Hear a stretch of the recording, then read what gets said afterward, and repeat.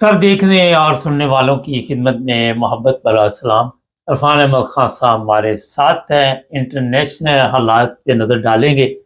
آج کا جو سب سے بڑا ایشو بنا ہوا ہے وہ ہے اسرائیل، لیکن بدقسمتی یہ ہے کہ ہمارے جو لوگ ہیں ان کو کوئی اتنی دلچسپی نہیں ہے، کیونکہ اگر آپ کوئی اور پروگرام کریں تو بڑی دنیا دیکھتی ہے، لیکن جب آپ کسی کے حق کے لیے آواز اٹھائیں، فلسطین ہے، تو وہاں پہ میرا خیال ہے کہ بہت کم لوگ ہیں جن کو دلچسپی ہے۔ خاصا سب سے پہلے یہ بات بتائیے اس کی کیا وجہ ہے، آگے پھر پروگرام شروع کرتے ہیں۔ اس کی وجہ یہ ہے کہ دنیا کے مسلمان ملکوں یا مسلمان قوم کے اندر جو ہے تعلیم کی کمی ہے، اور خود پسندی جسے کہنا چاہیے اپنی دنیا میں مگن رہنا چاہتے ہیں، اور اس لیے جو انٹرنیشنل حالات ہیں، جو دنیا میں تبدیلیاں آ رہی ہوتی ہیں، اور آج کل تو دنیا اتنی مختصر ہو گئی ہے کہ کہیں بھی کوئی تبدیلی آ رہی ہو اس کے اثرات تمام ممالک کے اوپر پڑتے ہیں۔ تو کوئی ہمارے مسلمان ممالک میں کوئی ایسی ہلچل دیکھنے میں نہیں آتی۔ آپ یہ دیکھ لیں کہ غزہ کے اندر 61,000 آدمی ہلاک ہو گیا ہے۔ یورپ کے اندر بڑے بڑے مظاہرے ہوئے ہیں یورپین ممالک کے شہروں کے اندر، لیکن مسلمان ملکوں میں کہیں بھی کوئی ایسا مظاہرہ آپ کو دیکھنے ہی نہیں ملا۔ بڑی بڑی جیسے کہنا چاہیے للکارنے والی تقریر ان مظاہروں میں کی گئی ہیں۔ ابھی پچھلے ویکینڈ کے اوپر برلین کے اندر بھی بڑا زبردست مظاہرہ ہوا ہے۔ پولیس تو کہتی ہے 50,000 آدمی تھے، لیکن جو پرائیویٹ اخبارات لکھ رہے ہیں وہ تو 1 لاکھ آدمی بتا رہے ہیں کہ وہ برلین کے اندر مظاہرہ ہوا ہے۔ اور دنیا جاگی ہوئی ہے اس وقت، اور اس ظلم کے خلاف جو ہو رہا ہے فلسطین کے اندر، ڈیلی 40-50 آدمی جو ہے ابھی بھی مر رہے ہیں، اور اس کے خلاف آپ مسلمان ملکوں میں دیکھ لیں خاموشی ہے، سوائے مسلمان بعض اسلام پسند تنظیمیں جو ہیں ان کے لیڈران جماعت اسلامی یا ان جیسی بیان ضرور دے دیتی ہیں، لیکن یہ کہ عملی طور پر کوئی ایسا قدم اٹھانے کے لیے ابھی تک مسلمان ممالک میں ایسا ہلچل دیکھنے میں نہیں آئی۔ سب سے بڑا ملک جو ہمارا ہے جسے کہنا چاہیے پاورفل، جس کی یورپ بھی سنتا ہے، یورپ میں آواز ہے، وہ ترکی ہے۔ ترکی کے اندر آپ دیکھ لیں اس معاملے کے اندر مکمل خاموشی رہی ہے۔ حالانکہ ترکی نے خود اپنے شام کے اندر شام کردوں کے اوپر کافی ظلم کیا ہے، اس وقت بھی نہ ترکی سے اور نہ کسی دوسرے مسلمان ملک سے تو آواز بلند ہوئی، اور یہی صورتحال فلسطین کا ہے۔ اس وقت ایسے ٹرننگ پوائنٹ پہ کھڑی ہوئی ہے مسلمان قوم۔ فلسطین سے دلچسپی سب کو ہے، فلسطین کا نام سب لیتے ہیں، کم از کم عوام تو ضرور لیتے ہیں، لیکن اس کے لیے جو قدم اٹھانا ہے اس کے لیے قوم بظاہر نظر نہیں آتی، اور میں سمجھتا ہوں یہ قیادت کا قصور ہے۔ ایسے موقعوں کے لیے قوم کو تیار کرنا جو ہوتا ہے یہ سیاسی قیادت کا کام ہے کہ سیاسی قیادت قوم کو اس طرف لے کے چلے، ان کو ذہنی طور پر تیار کرے، کیونکہ مسلمان ملکوں کے اندر جمہوریت نہیں ہے، اس لیے جمہوری ملکوں میں ایسے اقدامات زیادہ اٹھائے جاتے ہیں۔ ہمارا یہ چیز جو ہے اس کی کمی ہے، اس لیے آپ کو یہ شکوہ ہے، اور یہ بجا شکوہ ہے کہ مسلمان قوم اس طرح کھڑی نہیں ہوئی فلسطین کے لیے، یا اس طرح دلچسپی نہیں لے رہی جو ڈے بائی ڈے تبدیلیاں آ رہی ہیں ان حالات کے اندر، اس میں عام مسلمان کو زیادہ دلچسپی نہیں ہے۔ خان صاحب کیا کھچڑی پک رہی ہے پاکستان کے متعلق؟ تو یہ اطلاع ملی ہے کہ یہ راضی ہو گئی ہیں، سعودی عرب بھی راضی ہو گیا ہے، اسرائیل کو تسلیم کریں گے۔ تو اب دیکھیں جو ٹرمپ صاحب نے ملاقات کی تھی 7-8 مسلمان ملکوں کے ساتھ، اس کے بارے میں بہت سی چہم گوئیاں ہو رہی تھی، خدشات کا اظہار کیا جا رہا تھا، اس لیے کہ وہ بات چیت کیا ہوئی ہے، وہاں فیصلہ کیا ہوا ہے، اس پر کوئی زبان نہیں کھولتا تھا۔ اب یہ پتہ لگا ہے کہ بھئی اس کا انتظار کیا جا رہا تھا کہ اسرائیل کے وزیر اعظم اور ٹرمپ صاحب کی ملاقات ہو جائے، تو اس کے بعد وہ ساری کہانی کھلے گی کہ بھئی ٹرمپ صاحب نے کیا فورسلاک مطلب کہ کیا تجویز مسلمان ملکوں کے آگے فلسطین کے لیے رکھی ہے، اور کیا تجویز جو ہے وہ اسرائیل کے وزیر اعظم سے ڈسکس کرنا چاہتے ہیں، اور اس کے بعد اسرائیل کے وزیر اعظم کا جو جواب ہوگا اس سے ڈائریکشن بنے گی باقی کہ اگلا سٹیپ کیا اٹھایا جائے گا۔ تو یہ کل کی ملاقات کے بعد کافی دنیا میں شور پڑا ہوا ہے تمام ٹی وی اسٹیشنوں کے اوپر، جو 20 پوائنٹس کا امن معاہدہ ڈرافٹ کیا ہے ٹرمپ صاحب نے، اور وہ انہوں نے ان کے سامنے رکھا ہے اسرائیل کے وزیر اعظم کے اندر، جو کہ جس میں سے بہت ساری شکیں ایسی ہیں جس کے بارے میں اسرائیل کے وزیر اعظم صاحب یہ کہہ چکے ہیں کہ ہم ایسا نہیں ہوں گے. اس میں ایک وہ فلسطین کی ریاست کے بارے میں بھی کہتے تھے کہ ہم فلسطین کی ریاست نہیں بننے دیں گے. اب ان دونوں معاملات کے اندر دونوں پارٹیاں جو ہیں مسلمان ممالک بھی اور اسرائیل کے وزیر اعظم بھی ایک قدم پیچھے ہٹے ہیں اپنے موقف سے. اسرائیل نے اب یہ تسلیم کر لیا ہے کہ ہاں بھائی فلسطین کی ریاست بن جانی چاہیے. اپنے منہ سے اسے یہ نہیں کہا, لیکن جو پریس کانفرنس کا ٹھیک کیا وزیر اعظم ٹرمپ کے ساتھ, اس میں انہوں نے کہا کہ ہم اس معاہدے کو تسلیم کر رہے ہیں جو ٹرمپ صاحب نے تجویزیں دی ہے, یہ معاہدہ امن معاہدہ لکھا ہے, ہم اسرائیل اس کو تسلیم کرتا ہے. اور اس میں یہ شرط شامل ہے کہ اسرائیل کا قیام جو ہے عمل میں, اس کا فلسطین کو ایک 2 اسٹیٹ نیشن, 2 ریاستی حل فلسطین کا تلاش کیا گیا ہے. اب یہ وہ موقف ہے جس پر مسلمان ممالک راضی نہیں تھے.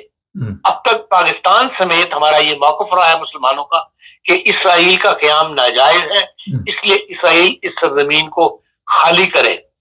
یہ ایک علیحدہ بات ہے کہ ہر سال وہ پہلے سے زیادہ مضبوط ہوتا رہا اور مسلمان وہاں رہنے والے فلسطینی ہر سال پہلے سے زیادہ کمزور ہوتے چلے گئے. اور اب یہاں تک حالات آ گئی کہ آپ نے دیکھ لیا کہ 7 اکتوبر کے بعد جو جس طرح پھیٹی پڑی ہے بیچارے فلسطینیوں کو, اس میں بے بس ہو کر رہ گئے وہ. اور فلسطین اسرائیل نے فوڈ تک غذا تو ہے وہ بھی نہیں جانے دی, پانی تک وہاں پہ نہیں جانے دیا. بچے جو ہے بھوک سے بلبلا کے مرنے شروع ہو گئے. یونائٹڈ نیشن نے کیف وہاں پہ اناؤنس کر دیا, لیکن اس نے غذا نہیں جانے دی. تو اس حد تک ہم کمزور ہو گئے اور بے بس رہے مسلمان مالک, کوئی کچھ نہیں کر سکا. تو اب مسلمان بھی پیچھے ہٹے ہیں. اب وہ یہ اس بات کو تسلیم کر رہے ہیں کہ ہاں 2 ریاستی حل تسلیم کر لیجیے. مطلب یہ ہے کہ اسرائیل کا قیام بھی بن رہا ہے اور وہاں پر ایک سرزمین جو ہے وہ فلسطینیوں کو بھی دے دی جائے. اب اس سرزمین کا فیصلہ ہونا ہے اور اس کے بعد پھر جو باقی نکات ہیں ان پر عمل ہوگا, جس میں وہ یہ کہتے ہیں کہ بھائی سب سے پہلے حماس جو ہے وہ اس جگہ سے اپنا سٹیٹس جو ہے ان کا ایک جنگجو ہونے کا وہ ختم کرے, ایک سیاسی پارٹی کے طور پر اپنے آپ کو میدان اول میں لے کے آئے, جس طرح کے محمود عباس کی جو ہے. پھر اسرائیل کا یہ موقف تھا کہ وہ ویسٹ بینک جو اس وقت محمود عباس کے پاس ہے وہ بھی خالی کروانے کا ارادہ رکھتا تھا, اس لیے بار بار وہ کہہ رہے تھے. اب وہاں سے بھی وہ پیچھے ہٹ گیا اس موقف سے کہ ہاں بھائی اب ہم اس طرف اسرائیل کی افواج نہیں جائیں گی. پھر غزہ کے اندر جو اسرائیلی افواج بیٹھی ہوئی ہیں اس وقت قبضہ کر کے, وہ بھی غزہ کو خالی کر دیں گے. اور غزہ کے اوپر جو نیا کام ہوگا وہ نئی حکومت بنائی جائے گی, ایک اسٹیٹ اتھارٹی بنائی جائے گی, حکومت تو نہیں ہوگی. جو کہا جا رہا ہے کہ ٹونی بلیئر ان کی سربراہی میں وہ حکومت بنے گی جس کے اوپر امریکہ نگران ہوگا یا امریکہ کی ضمانت ہوگی. اور اس میں تمام تر کام جو ہے ڈیولپمنٹ کا وہ اس کے لیے قطر اور سعودی عرب مسلمان ممالک جو امیر ہیں ان سے پیسہ لیا جائے گا. وہ کہہ تو رہا ہے ٹرمپ کہ میں بھی اس کے اندر حصہ ڈالوں گا. اب اللہ عالم میں کتنا حصہ ڈالتا ہے نہیں ڈالتا یا اپنا شیئر کتنا رکھتے ہیں, لیکن ڈیولپمنٹ کا وہ یہی کہہ رہے ہیں کہ مسلمان ممالک جو ہے وہ اس کے اندر خرچ کریں. اب مسلمان ممالک میں چاندی ہے جو پیسہ خرچ کرنے کے لیے کی پوزیشن میں ہے, باقی جو سب مقروض ملک ہے, ایجپٹ بھی مقروض ملک ہے, پاکستان بھی مقروض ملک ہے. اور بظاہر یہ نظر آتا ہے کہ اس میں جو مسلمان ممالک کی طرف سے مین کردار دیا جائے گا وہ ترکی کو دیا جائے گا, کیونکہ ٹرمپ صاحب کا اپنے دائیں طرف ترکی کے صدر کو بٹھانا اور باقی مسلمان ممالک کو سامنے بٹھانا ظاہر کرتا ہے کہ کوئی نہ کوئی پلاننگ ان کی ایسی ہے جس میں ترکی کو اہم کردار دیا جائے گا. قطر کے بارے میں دنیا یہ کہتی ہے, جو مصرین ہیں ان کی رائے یہ ہے کہ حماس کو کنٹرول کرنے کے لیے جو مین ذمہ داری دی جائے گی وہ قطر کو دی جائے گی. ایک تو حماس کی مین لیڈرشپ اس وقت قطر میں موجود ہے. پھر گزشتہ 2 سال کے دوران جتنے بھی مذاکرات ہوئے ہیں اس کے اندر حماس نے پریکٹیکلی بہت ڈیپلی حصہ لیا ہے اور حماس ان کی بات مانتی بھی ہے. تو اس لحاظ سے پھر یہ ہے کہ حماس کو جو اب تک خرچہ دیا جا رہا تھا وہ بھی اس قطر کا بہت بڑا شیئر اس کے اندر ہے. اسرائیل نے وہ ویڈیوز جاری کی ہیں جو قطر سے کیش بیگوں کے اندر منی ڈال کے حماس کی قیادت کو دی جا رہی تھی. اب یہ ہے کہ یہ تمام سلسلے بند ہو جائیں گے تو ویسے بھی ایک تو حماس کی کمر ٹوٹ چکی ہے، دوسرا ممکن ہے کہ بھائی جب پیسے کی امداد بند ہو جائے تو پھر آرگنائزیشن کو چلانا ذرا مشکل ہو جاتا ہے. حماس نے ابھی تک اپنا رد عمل یہ کوئی ایسا بڑا ان کا ابھی ہم سوچ رہے ہیں اور ہم اس کے بارے میں ایک دو دن کے اندر اس کا جواب دیں گے. اس پر ٹرمپ صاحب نے ایک قسم کی وارننگ جاری کر دی ہے حماس کو کہ اگر اس موقع سے فائدہ نہ اٹھایا تو پھر ان کو بالکل زمین سے لگا دیا جائے گا. تو اس صورتحال کے اندر بعض اسٹیپ ایسے اٹھائے جا رہے ہیں جس سے یہ فلسطین کا مسئلے کا کوئی نہ کوئی حل بنتا ہوا نظر آ رہا ہے. اب اس وقت ذمہ داری مسلمانوں ملکوں کی ہے کہ یہ سوال تو واقعی بھول جائیں کہ آپ اسرائیل کو ختم کر دیں گے یا اسرائیل کی اسٹیٹ ناجائز ہے تو وہ وہاں سے چلے جائیں گے. یہ تو ناممکن ہے. لیکن اب جبکہ ایسا موقع پھر پیدا ہو رہا ہے جو کارٹر کے زمانے میں یا کلنٹن کے زمانے میں ایک دفعہ پیدا ہوا تھا، اور اس وقت کیونکہ سارے فلسطینیوں کی قیادت جو ہے یہ مسلمان ممالک سے مشورہ کرنے کے لیے چل پڑی تھی. اس لیے پہلے اب ٹرمپ نے یہ کیا کہ پہلے مسلمان ممالک کو قابو کیا اور پھر اس نے ایک تجویز جو ہے امن کی وہ سامنے رکھی ہے. اور اس معاملے میں بہرحال اس وقت مسلمانوں کو سر جوڑ کر احتیاط کے ساتھ اور ایسے فیصلے کرنے چاہیے جس سے فلسطین کی مسئلہ حل ہو. مسلمان ممالک تو امن کے ساتھ اپنے گھروں میں رہ رہے ہیں، لیکن جو مسئلہ اصل جو نسل در نسل فیس کر رہی ہے پرابلم کو وہ فلسطینی ہے. اور ایک بات یہ کہی جا رہی ہے کہ بھئی جو وہاں پر امن فوج آئے گی اس کے اندر زیادہ کردار جو ہے وہ ایجپٹ کو اور پاکستان کو دیا جائے گا. خان صاحب دو تین سوالات ہیں، مختصر جوابات دیجیے. پاکستان کی اس وقت کیا پوزیشن ہے آپ کے خیال میں؟ پاکستانی عوام تو خوش نہیں اس بات پہ، مگر یہ فیصلہ تو ہو چکا. پاکستانی عوام خوش ہوں یا نہ ہوں، اس وقت پاکستان کا جو موجودہ سیٹ اپ ہے اس کو مسلمان قیادت کا ساتھ دینا پڑے گا، اور اس کے لیے وہ ہاں بھر چکے ہیں، حامی بھر چکے ہیں. آپ دیکھ لیں ٹرمپ صاحب نے باقی تمام ممالک کا نام لیے ہیں لیکن پاکستان کا نام نہیں لیا، بلکہ پاکستان کے وزیر اعظم اور جنرل عاصم منیر کا نام لیا ہے. اچھا یہ بڑی صرف نام لیا. اچھا خان صاحب عوام کو کنٹرول پھر اسی طرح کیا جائے گا جس طرح پہلے کیا جاتا ہے؟ کیونکہ فضل الرحمان تو بڑی تقریریں کر رہا ہے، تو یہ تو میرا خیال آرام سے چپ ہو جائے گا. دیکھیں انتہا پسند جو ہے نا پاکستان میں وہ چند % ہی ہیں جو اس بات کے اوپر سوچتے ہیں. یہ اس کی مخالفت یہ ایک اندھا دھند مخالفت ہے، حالات کا تجزیہ کیے بغیر صرف یہ کہ بھئی اسرائیل سے دشمنی کے بنا پر یہودی سے کہ ہم نے یہودیوں کا ساتھ نہیں دینا. جو حالات ہیں ان کو دیکھ کر پاکستان کی اکثریت جو ہے میں سمجھتا ہوں اس فیصلے کو قبول کر لے گی. آج انتہا پسند مسلمان تنظیمیں ہیں وہ کوئی یقین نہیں اس کے خلاف نکلیں گی، لیکن جب فوج ساتھ ہوگی تو پھر کسی کی ضرورت نہیں ہوگی کہ اس کا مقابلہ کرے.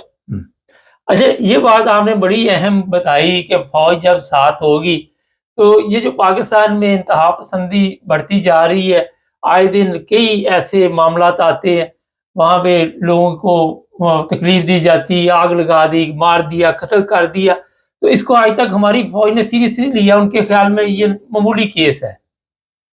دیکھیں ایک رائے تو یہ بھی ہے دنیا کی کہ انتہا پسندی کا جو رجحان ہے اس میں فوج کا بھی عمل دخل رہا ہے. انہی کے کہنے پہ ایسی تنظیمیں سر اٹھاتی رہی ہیں، یہ بنتی رہی ہیں جنہوں نے یہ معاشرے کو بگاڑ میں کردار ادا کیا.